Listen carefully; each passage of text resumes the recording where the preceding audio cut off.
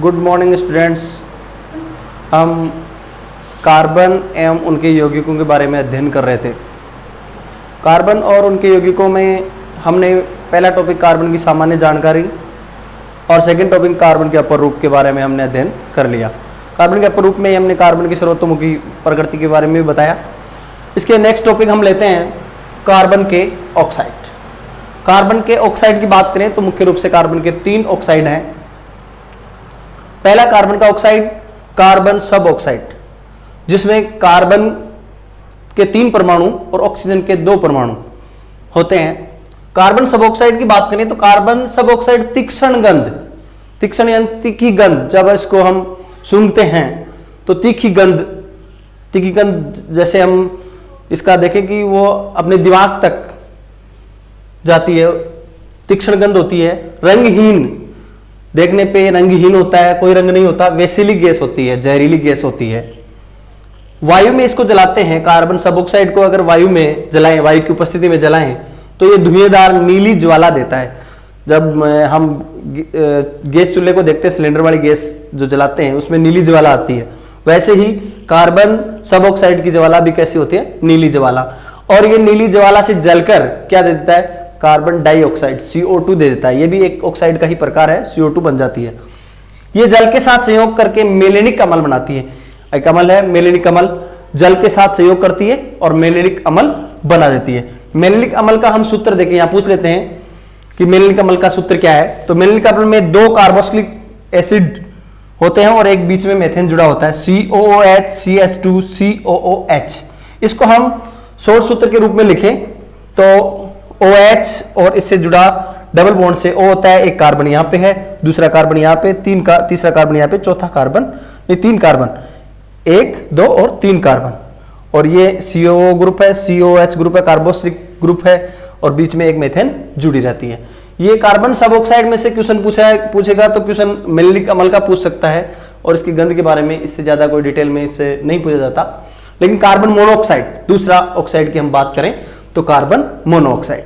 Carbon monoxide एक परमाणु carbon का और एक ही ऑक्सीजन का होता है। इसमें कार्बन मोनोऑक्साइड की बात करें तो कार्बन को अगर वायु या ऑक्सीजन की अपर्याप्त मात्रा से यहां तात्पर्य यह है, या तो ऑक्सीजन की कमी हो, जिस वायु में ऑक्सीजन की कमी हो तो अपर्याप्त हो गई। पर्याप्त मात्रा में यानी जलने लायक जितनी ऑक्सीजन चाहिए उतनी ऑक्सीजन नहीं मिल रही है, किसी भी पदार्थ को जला रहे हैं तो वो अपर्याप्त मात्रा में ऑक्सीजन होगी। जैसे हम बात करें बंद कमरा है, बंद कमरे में हमने मोमबत्ती जला दी या बंद कमरे में चिमनी जला दी। चिमनी का नाम सुना होगा, पहले के जमाने में केरोसिन तेल डाल के बोतल में और उसमें एक बत्ती बना के डाल देते और वो जलती थी। तो वो अगर बंद कमरे में जला के अंगीठी जला देते बंद कमरे में तो वो ऑक्सीजन पूर्ण मात्रा में नहीं मिल रही है तो वो धुएं के साथ जलेगी और जो धुआं जो छूटेगा वो कार्बन मोनोऑक्साइड का ही छूटेगा, तो वो कार्बन मोनोऑक्साइड गैस बनती है इससे। इसके उपयोग की बात करें तो बहुत ही इंपॉर्टेंट है प्रोड्यूसर गैस।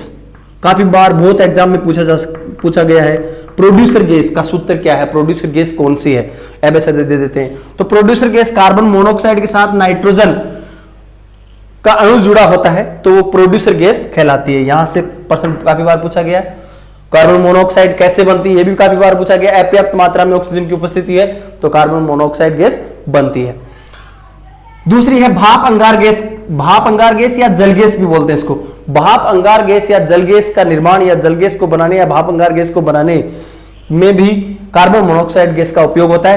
कार्बन मोनोऑक्साइड के साथ हाइड्रोजन गैस का संयोग हो जाता है तो कार्बन मोनोऑक्साइड CO+H2 ये कहलाती है भाप अंगार। दोनों ही इंपॉर्टेंट क्वेश्चन है, दोनों से ही क्वेश्चन पूछा जाता है। यहां से भी क्वेश्चन उठता है और यहां से भी काफी कंपटीशन एग्जामों में यहां से क्वेश्चन पूछा जाता है। बनाने में इसका रंजक उद्योग यानी रंग डाई जो बनाई जाती हैं वो रंजक उद्योग है, उसमें भी इसका उपयोग कार्बन मोनोऑक्साइड गैस का उपयोग होता है। युद्ध कार्यों में प्रयुक्त फास्फीन, युद्ध कार्य जितने भी युद्ध कार्य होते हैं उसमें फास्फीन गैस होती है। COCl2 गैस बनाने में भी किसका उपयोग होता है, कार्बन मोनोऑक्साइड का उपयोग होता है। COCl2 कार्बन मोनोऑक्साइड के साथ क्लोरीन जुड़ जाती है तो COCl2 फास्फीन गैस बनती है और फास्फीन गैस का उपयोग बहुतायत मात्रा में युद्धों में किया जाता है। मेथेनॉल एल्कोहल का प्रथम जो यौगिक बनाते हैं, एक कार्बन होता है उसमें तो CH3OH मेथेनॉल का सूत्र देखें तो CH3 OH। मेथनॉल जो है वो इसी कार्बन मोनोऑक्साइड से बनता है। संश्लेषित पेट्रोल, पेट्रोल संश्लेषित का मतलब जो प्रयोगशाला में संश्लेषित किया जाता है, पेट्रोल फैक्ट्रियों में बनाया जाता है, संश्लेषित परिष्कृत पेट्रोल जो होता है उसका निर्माण भी किससे किया जाता है? कार्बन मोनोऑक्साइड से किया जाता है। यहां से क्वेश्चन देखें तो उपयोग में से दोनों प्रोड्यूसर गैस और भाप अंगार गैस बहुत ज्यादा बार पूछी गई है। और एक फास्फीन, फास्फीन COCl2 होती है और युद्ध में काम मिल जाती है। इसका निर्माण भी हम किससे करते हैं? कार्बन मोनोऑक्साइड गैस से किया जाता है। नेक्स्ट बात करें तीसरे ऑक्साइड की, बहुत इंपॉर्टेंट है और काफी हमने सुना है, बहुत सारी जगह उपयोग में आता है। Carbon dioxide gas CO2। कक्षा 6 से ही जब विज्ञान पढ़ना शुरू करते हैं कार्बन डाइऑक्साइड की बातें वहां से शुरू कर देते हैं। तो carbon dioxide CO2, carbon dioxide की हम बात करें कि वायुमंडल में आयतन के हिसाब से इसको देखें तो 0.03%। बहुत बार एग्जाम में क्वेश्चन आया हुआ है कि वायुमंडल में आयतन के हिसाब से, आयतन की मात्रा के अनुसार कार्बन डाइऑक्साइड की मात्रा कितनी होती है? 0.03% मात्रा वायु में उपस्थित होती है कार्बन डाइऑक्साइड की। फिर बात करते हैं ये मुख्यतः कहां पर होती है कार्बन डाइऑक्साइड सबसे ज्यादा? ये खानों में, चूने के भट्ठों में, शुष्क कुओं में। और इसके अलावा पेड़ पौधे हैं जितने भी हैं वो सारे पेड़ पौधे कार्बन डाइऑक्साइड गैस छोड़ते हैं। किस क्रिया में? श्वसन के दौरान। श्वसन के दौरान यहां एक कंफ्यूजन रहता है कि श्वसन के दौरान छोटे बच्चे जब होते हैं, छोटी क्लासों में इतने डिटेल से नहीं बताते हैं, तो वहां पे कहते हैं कि पेड़ पौधे कार्बन डाइऑक्साइड लेते हैं और ऑक्सीजन छोड़ते हैं। बात सही है, कार्बन डाइऑक्साइड वहां श्वसन में नहीं लेते, भोजन बनाने में लेते हैं, प्रकाश संश्लेषण क्रिया में लेते हैं। और छोड़ते कौन सी है? ऑक्सीजन गैस छोड़ते हैं। लेकिन अगर श्वसन की जहां बात है तो श्वसन में जीव जंतु जितने भी है, सजीव जितने भी हैं, वो सारे के सारे ऑक्सीजन गैस ही लेते हैं। ये दहन यानी जलाने, किसी भी चीज को जलाएंगे तो जलाने के बाद उसके साथ जो गैस छूटेगी वो कार्बन डाइऑक्साइड गैस होगी। जो राख होगी वो अलग चीज है, लेकिन रॉ मटेरियल है। और दहन की जो क्रिया होगी उसमें कार्बन डाइऑक्साइड गैस छोड़ी जाती है। श्वसन की सजीव जितने भी हैं श्वसन की क्रिया करते हैं, ऑक्सीजन गैस लेते हैं और कार्बन डाइऑक्साइड गैस छोड़ते हैं। किण्वन की बात करें तो हम जैसे एल्कोहल का किण्वन किया जाता है, तो किण्वन की जो क्रियाएं होती हैं उनमें भी कार्बन डाइऑक्साइड गैस बनती है। तो किण्वन, श्वसन और दहन तीनों क्रियाओं में कार्बन डाइऑक्साइड गैस बनती है। काफी बार क्वेश्चन पूछा भी जाता है, अच्छा क्वेश्चन बनता है कि दहन की क्रिया में कौन सी गैस बनती है, श्वसन क्रिया में, सजीव श्वसन की क्रिया करते हैं उसके दौरान कौन सी गैस बनती है, या किण्वन की जो क्रिया होती है उसमें कौन सी गैस का निर्माण होता है। अच्छा क्वेश्चन बनता है यहां से भी, एक ये अच्छा क्वेश्चन है। तो कार्बन डाइऑक्साइड गैस बनती है। कार्बन डाइऑक्साइड गैस को देखें तो इसके गुण देखें तो ये रंगहीन होती है, गंधहीन होती है, कोई गंध नहीं होती इसमें, रंग नहीं होता। ये जल में विलय है, जल में इसको घोलते हैं तो जल में घुलनशील है। आपने देखा होगा जितनी कोका कोला, पेप्सी आदि वगैरह आती हैं उसमें कार्बन डाइऑक्साइड गैस की मात्रा घुली रहती है, यानी पेय पदार्थ है, जल में घुली होती है तो जल में घुलती है। कार्बन डाइऑक्साइड गैस के पास नीला लिटमस ले जाएंगे तो नीला लिटमस किस में बदल जाएगा? लाल में बदल जाएगा। तो नीला लिटमस लाल में बदलने की क्रिया जो होती है वो किस में होती है? अम्ल में। अम्ल के साथ लवण पढ़ेंगे उसमें डिटेल से और बताएंगे इसके बारे में। तो नीला लिटमस का लाल हो जाना किसका गुण है? अम्ल का।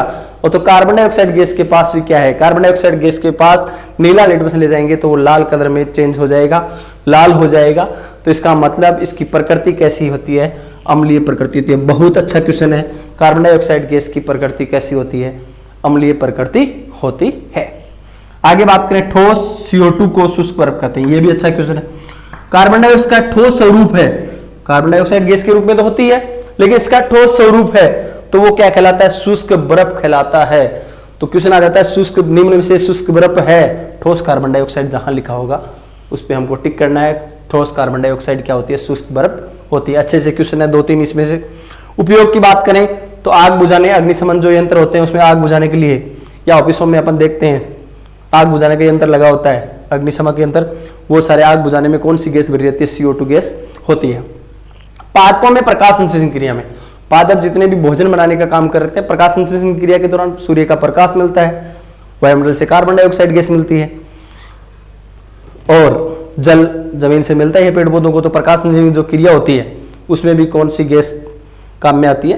कार्बन डाइऑक्साइड गैस काम में आती है। इसी कारण हम कहते हैं पादप कार्बन डाइऑक्साइड गैस प्रकाश संश्लेषण में होते हैं, श्वसन में नहीं। दोबारा इस चीज को ध्यान में रखना। सोडा वाटर बनाने में, सोडा वाटर का मतलब जितने भी पेय पदार्थ हम कोको कोला, पेप्सी वगैरह, थम्स अप वगैरह ये जितनी भी बनाते हैं उसमें सोडा वाटर होता है, और वो सारी किसके द्वारा, CO2 उसमें होती है।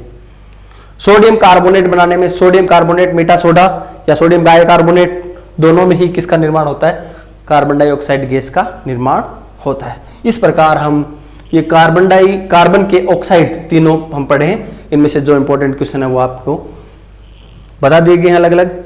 अगर अपना वीडियो अच्छा लगा तो सब्सक्राइब और लाइक जरूर करें। नेक्स्ट जो टॉपिक है हाइड्रोकार्बन, वो अगले